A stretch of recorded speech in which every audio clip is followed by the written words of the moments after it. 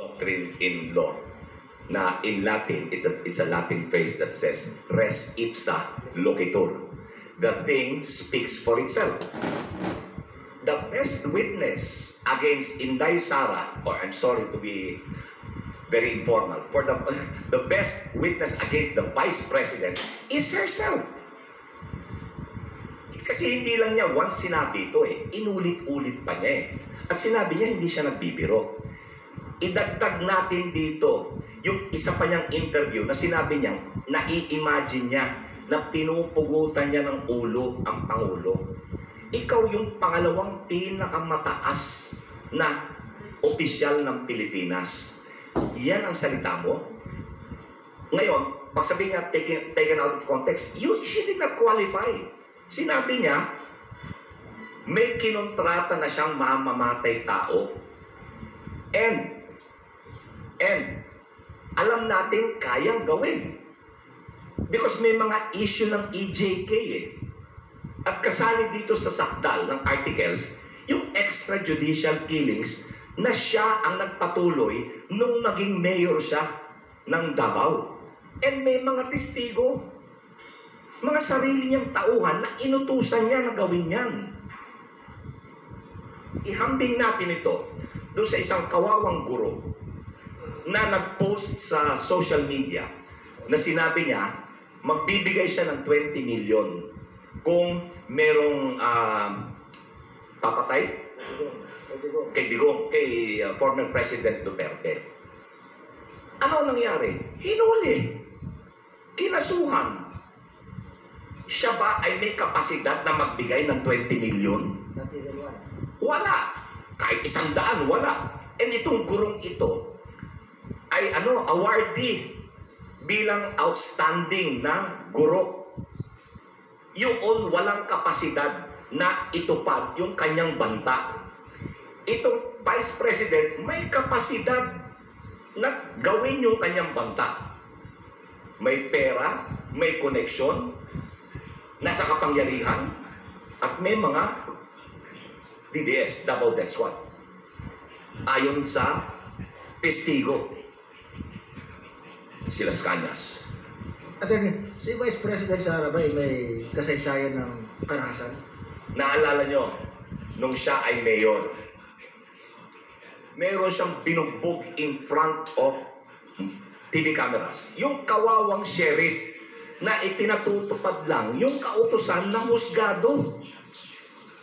Anong ginawa niya sa sheriff? Binugbog niya in front of the media.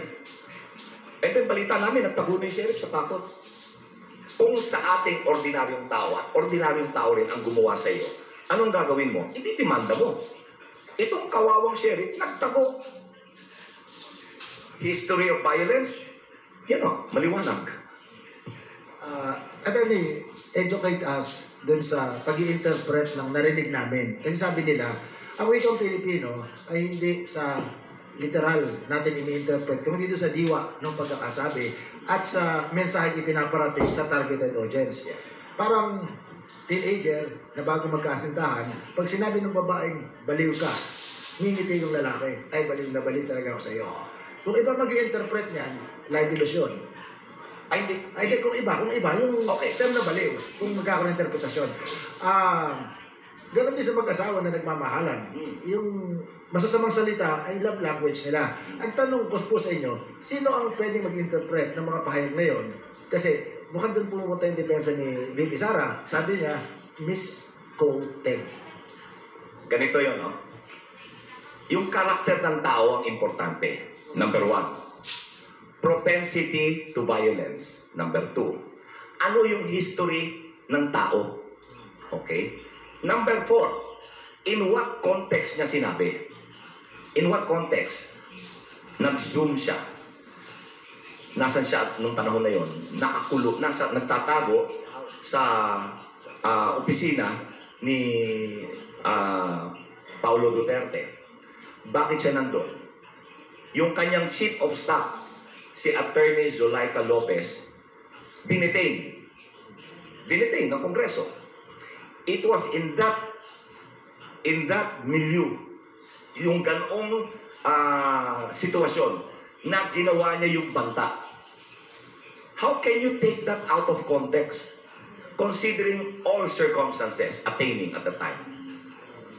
There's only one interpretation that can be drawn from that statement. Seryoso siya.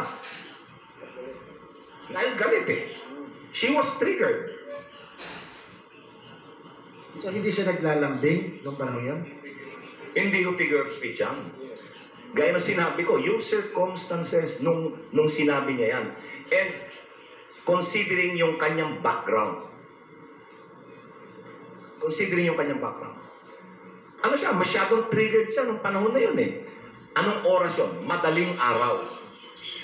Sa sobrang galit niya, nag-livestream siya, inilatas niya yung galit niya at nagbanta siya. How can you take that out of context? How can you be misquoted? Seryoso siya. More importantly, sinabi niya, no joke, no joke. Twice. And inulit niya yung banta. Kung yun out of context, ba't mo uulitin in a different occasion at a different forum? Di ba?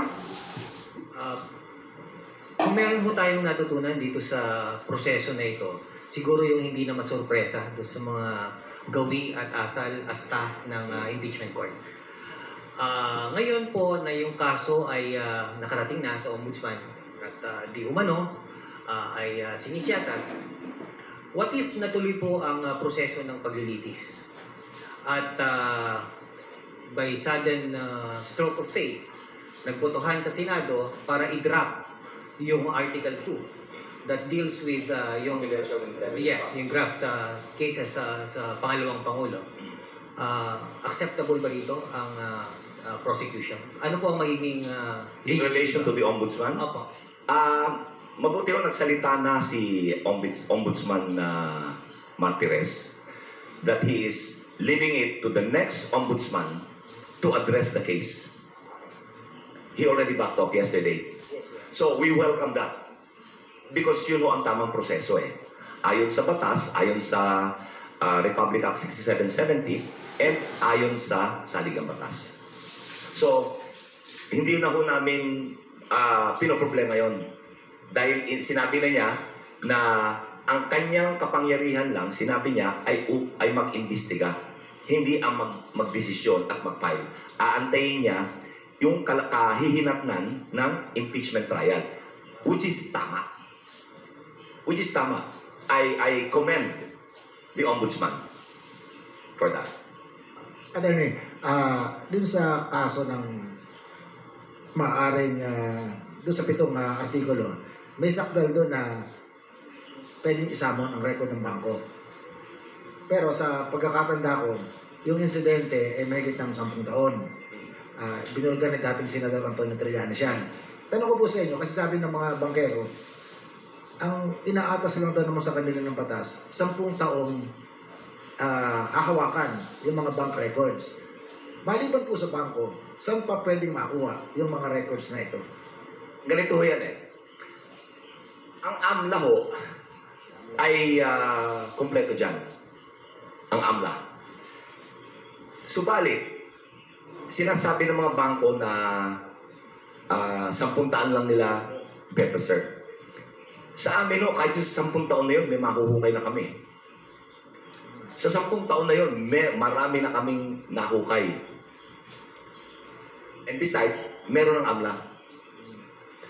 Ididikit ko po ito, iuugnay ko doon sa SALN. Sa SALN. Sapagkat, yung bank records ng kanyang transaksyon sa mga nasabing bangko, yung kanyang account, joint account with sa ama niya at yung kanyang personal na account. Itutugma, ikukumpara mo yan, ikukumpara mo doon sa kanyang statement of assets, liabilities, and net worth. Makikita nyo doon yung hindi pagkakatugma eh.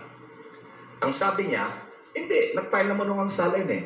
So wala akong kasalanan. Hindi pinag-uusapan, hindi usapin yung kung nag-file ka o hindi. Ang usapin ay kung yung iyong SALN ay Sa Tagalog, 3. Totoo, tama, at tumpak. True, correct, and accurate. Yun ang hinihingi ng batas doon sa SALN eh. Totoo, tama, tumpak. Para madaling tandaan, triple T. Kung ikukumpara mo yan sa kanyang bank records, talagang makikita mo na hindi tugma, malayo. Maraming assets, maraming salapi na hindi nakadeklara. Diyan mo na-convict si dating Chief Justice Corona. SALN and bank account. Hindi ko ba sa batas sa mga nasa gobyerno, ang kayamanang hindi may paliwanag, ang presumption ay hindi nagmula sa mabuting paraan. Tama kayo. Ang presumption na yan ay nasa batas on malversation. Kung hindi maipaliwanag ang presumption, nakaw sa kaban ng bayan, ill-gotten. Tama kayo? So ito'y baliktad dun sa paniniwala na, again, maxim ng batas na patunayan nung nagkasala ako. Sa kasong ito, sa batas ng SALN, ikaw ang magpapatunay na may provenance yung Yes. iyong pag-ari. Once the requisites for the presumption kicks in, the burden of proof shifts. Dahil ang presumption now, it's ill-gotten. So the burden of proof goes to the accused to prove it's not ill-gotten. Pero may problema pa rin dyan. Bakit wala sa SALN? Diba? You may be able to prove, kaya mong pruweba, patunayan, na hindi ito ill-gotten. Pero may tanong pa rin. Dahil ang alam natin, wala tayong alam kung mayroong ibang legitimate income si Vice President eh. At wala siyang binabanggit na other sources of income, kundi yung kanyang sweldo bilang Vice Mayor, Mayor, Vice President. Alam natin kung magkano kinikita niya. So, yan ba ay tama sa SALN o hindi suportado ng SALN eh, malaki. Kaya, mahalaga, mapatunayan kung ano yung base, yung simula ng kanyang SALN. Magkano ang simula? Kunyari, 2016, ang SALN mo ay dineklara mo 2 milyon. Yan ay relevant to prove kung gaano lumobo at bakit lumobo at bakit ganong kalaki ang paglobo. May baseline ka eh. Yung base SALN nung magsimula siya sa serbisyo pampubliko. So ito panahon ng mga accountants. Magpipiesta sila dito pag lumabas. Assuming na Marami yung expert lalabas dyan. okay, siyempre, marami naman talaga sa abogado ang nag-aaral sa future scenario. Halimbawa nga pong dinismiss ng, dahil mismo naman Senate President ang nagpahiwatig na kaya nilang gawin, na pwede, dinismiss ng walang trial, ano ang recourse na pwede niya gawin? Saan kayo tatakbo? Sa Supreme Court lang. Wala kami ibang pwede puntahan.